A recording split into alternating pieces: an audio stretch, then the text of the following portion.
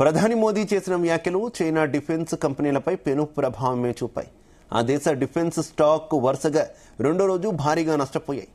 మోడీ నోటి మాటకి డ్రాగన్ దేశ రక్షణ రంగంలోని కంపెనీలకు తీవ్ర నష్టం చూశాయి. ఇక డ్రాగన్ డిఫెన్స్ స్టాక్స్ క్షీణిస్తున్నాయి. పాకిస్తాన్ వినియోగించిన చైనా రక్షణ ఉత్పత్తులు భారత్ దాడులను నిలువరించలేకపోయాయన్న వార్తలతో చైనా డిఫెన్స్ స్టాక్స్ పై ప్రభావం పడింది.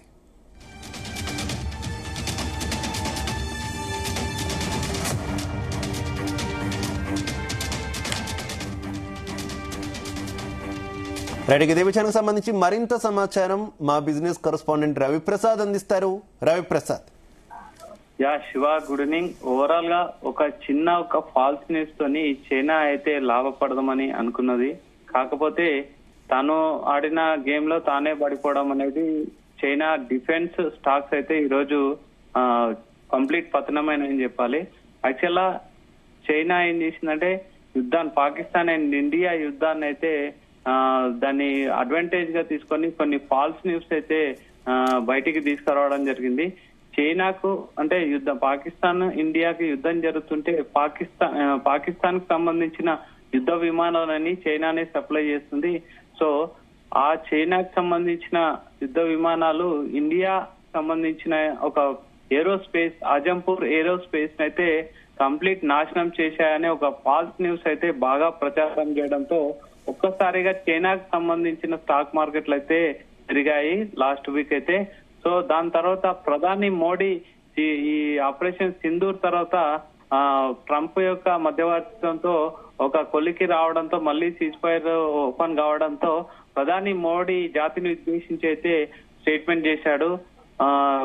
మాకు ఎలాంటి నష్టం జరగలేదు, ఆజంపూర్ ఏరోస్పేస్ ఎలాంటి ధ్వంసం కాలేదని ఆధారాలతో నిరూపించడంతో మోడీ చెప్పిన ఒక్క స్టేట్మెంట్ తో అయితే కంప్లీట్ చైనాకు సంబంధించిన డిఫెన్స్ సంబంధించిన స్టాక్స్ షేర్స్ అయితే కంప్లీట్ పడిపోవడం జరిగింది. ఒక్కరోజే చూసుకుంటే 9% అయితే ఇంచుమించు చైనాకు సంబంధించిన డిఫెన్స్ స్టాక్స్ అయితే కంప్లీట్ పడిపోవడం జరిగింది.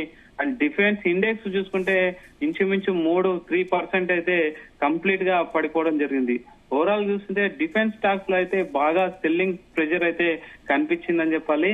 అండ్ పాకిస్తాన్ కు సంబంధించిన విమానాలు మెయిన్ బ్యాక్ బోన్ వచ్చేసి AVI Chengdu aircraft J-10 and JF-17 అనే ప్లేన్స్ అయితే పాకిస్తాన్ కి బ్యాక్ బోన్ అని చెప్పాలి. ఆ ప్లేన్స్ అయితే సప్లై చేసేది చైనానే. ఆజంపూర్ సంబంధించిన ఏరోస్పేస్ ని ధ్వంసం చేసి అనడంతో అక్కడ స్టాక్ మార్కెట్ లో డిఫెన్స్ పెరగడం జరిగింది. కానీ ప్రధాని నరేంద్ర మోడీ ఇచ్చిన స్టేట్మెంట్స్ తో ఆధారాలతో ఇవ్వడంతో ఒక్కసారిగా చైనాకు సంబంధించిన డిఫెన్స్ సంబంధించిన షేర్లన్నీ అయితే 9% పడిపోవడం జరిగింది. 9% కరెక్షన్ అనేది చాలా పెద్ద కరెక్షన్ అని చెప్పాలి. సో ఈ విధంగా భారతదేశంపై ఫాల్స్ అలిగేషన్స్ చూసి వాళ్ళు లాభపడదాం అనుకున్న చైనాకైతే దిమ్మ తిరిగి షాక్ ఇచ్చాడని చెప్పొచ్చు ప్రధాని నరేంద్ర మోడీ.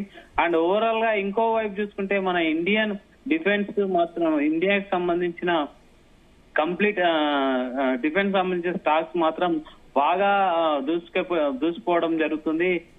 అసలు ఇండియాకి సంబంధించి చూస్తే హిందుస్థాన్ ఏరోనాటికల్ కానీ, భారత్ డైనమిక్స్ కానీ, భారత్ ఎలక్ట్రానిక్స్ కానీ ఇంచుమించు 8% పెరగడం జరిగింది. BDL చూసుకున్న 8% పెరగడం జరిగింది. అండ్ BEL అన్ని కూడా ఇండియన్ డిఫెన్స్ మాత్రం బాగా పుంజుకోవడం జరుగుతుంది. అండ్ వాళ్ళు చేసిన ఫాల్స్ అలిగేషన్స్ ఏ మాత్రం మన స్టాక్ మార్కెట్ పైన ప్రభావం చూపలేదనుకోవాలి. మోడీ చేసిన ఒక సింగిల్ స్టేట్మెంట్ తోని చైనా స్టాక్ మార్కెట్ అయితే అతలాకుతలం జరుగుతుంది. ఓవరాల్ గా ఈ విధంగా చూసుకున్న చూడ మనకు అంటే వాళ్ళు ఫాల్స్ అలిగేషన్ చేసినా మనం ధీటుగా ఎదుర్కొన్నారనేసి సోషల్ మీడియా అయితే బాగా ట్రోల్ అవుతున్నది. ముఖ్యంగా J-17 అండ్ J-10C కి సంబంధించిన ఫైటర్ ప్లేన్లు అయితే మేము సైన్యం అయితే బాగా ఎదుర్కొందని, అది వాళ్ళకు పాకిస్తాన్ కి పెద్ద దెబ్బ. అందులో ఇవి తయారు చేసి AVIC చైనాకి సంబంధించి AVIC కార్పొరేషన్ సంబంధించిన కంపెనీలకు కూడా అయితే పెద్ద దెబ్బ అని చెప్పాలి Shiva. Right, okay, thank you.